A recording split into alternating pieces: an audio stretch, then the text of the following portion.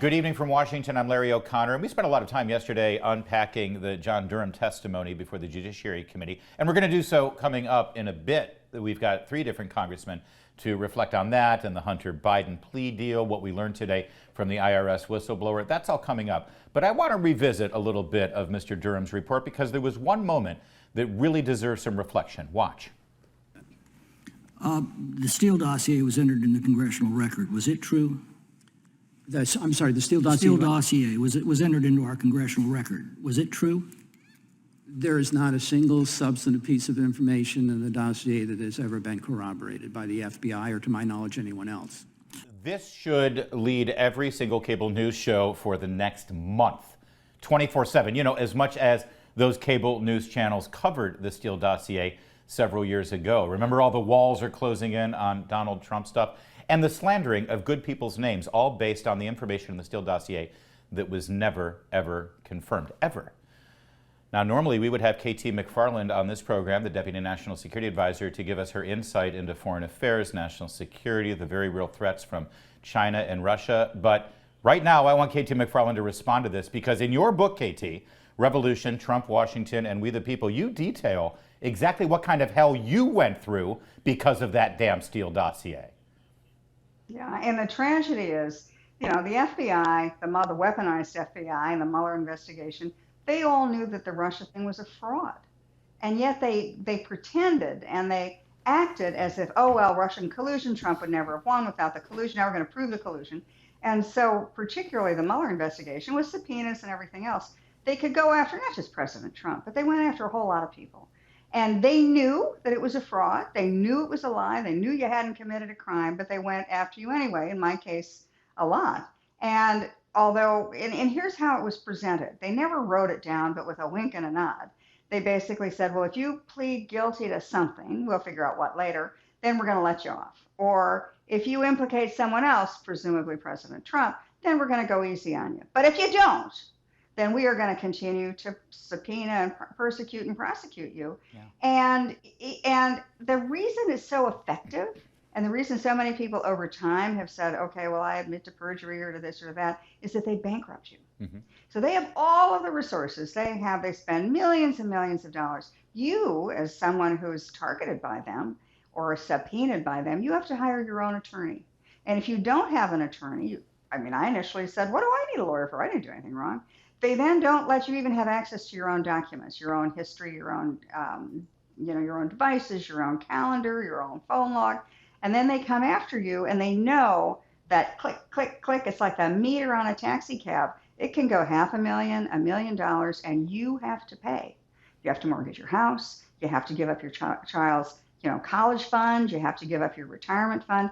And that's how they punish you. And that's what nobody talks about. It's all about follow the money. Let's put these people in financial jeopardy, and then we're going to get them to confess to all sorts of stuff that we know they didn't commit, and they know they didn't commit, but they'll do it just so that they don't go bankrupt. And then the other thing that's really even worse is after the whole Mueller investigation, the Mueller investigation finds there's nothing there, the Durham report said there was nothing there. If you try to go to the Justice Department and say, could I please be reimbursed for this fraudulent persecution of me? No. Even though you never were charged with a crime, no, you really don't fit our standards. So, and then offline, when nobody's listening, a whistleblower or a couple people told my lawyer, well, Republicans never get reimbursed.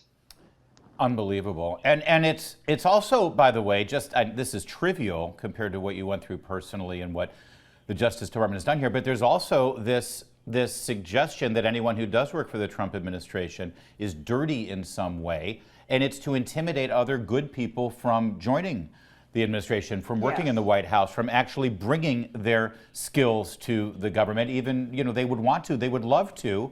You were in a position where you could as Deputy National Security Advisor, but I know people personally who said, I'd love to work for the Trump White House, but there's no way I'm going anywhere near it because of what they're doing. Because of the persecution of the intelligence community and the Justice Department. Yeah, it's the weaponization of our intelligence agencies. I try to take a step back and from the personal, and okay, so let's look at this systemically. What happened in 2016? Hillary Clinton, the Democrats, the deep state, whatever you want to call it, they went after Donald Trump to have him lose the 2016 election. And then when they were unsuccessful, Then they decided, okay, we're now going to absolutely sabotage this administration. So up comes Steele dossier, the Mueller investigation, and they tried to not only politically assassinate President Trump, but everybody around him. And they were never held to account. Yeah. Then go fast forward to 2020. Well, this time the CIA got in the act. And it was 51 former senior officials of the Central Intelligence Agency who said, well, that Hunter Biden laptop, complete Russian disinformation. And that probably made a big effect on the 2020 election. So they were successful with that. But again, nobody ever held accountable. So I fast forward and say, what's going to happen in 2024? Yeah. Not only are they going to go ahead and do it again, I think the IRS will probably get involved this time around. They'll do it again. They'll think we're never going to be held accountable. But this time, they've got a different incentive.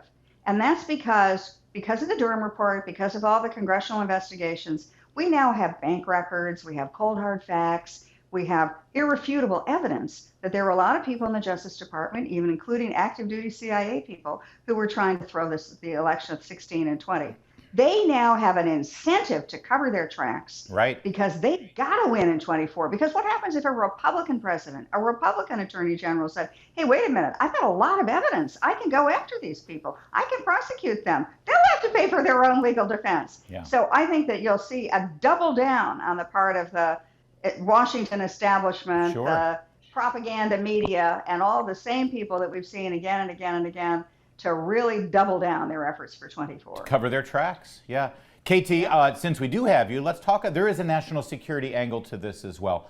One hallmark of American diplomacy and national security efforts, really since the end of the Second World War, was to be an example, a shining example to other developing nations around the world. And we could use our integrity and our prestige to say, no, you guys can't be so corrupt. You can't be doing that. We're not going to play ball with you if you have dirty elections and you use the law the way you do as a weapon.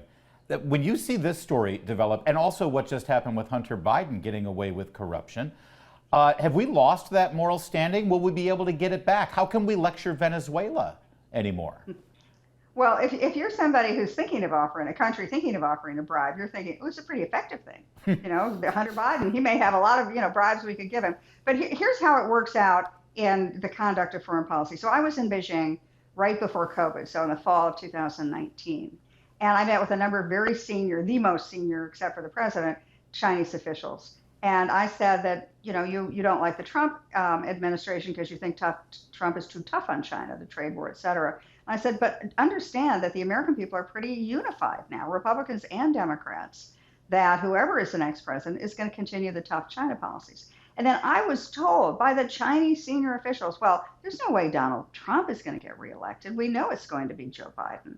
I said, don't be so sure. Then fast forward to what was going on at the same time in Iran. John Kerry, former Secretary of State in the Obama administration, who negotiated the very flawed Iran nuclear deal, he was busy during that same period of the Trump administration of going to Iran and saying, don't settle with the Trump administration. Right. He won't be he'll be impeached. He certainly won't be reelected. You'll have us to deal with. So just bide your time. So they were actively going to other countries and undercutting the ability of a sitting president of the United States to conduct diplomacy and to hold our adversaries, because they were so corrupt that they were willing to throw America under the bus for their own political self-interest. Reminds me of a thing called the Logan Act, which I think was thrown out there during all of this stuff in the Trump administration. I'll have to look into that. Katie McFarland, you kept your integrity and your poise and your good humor through it all, and we love talking with you. Thanks for joining us. There's more to come on O'Connor Tonight.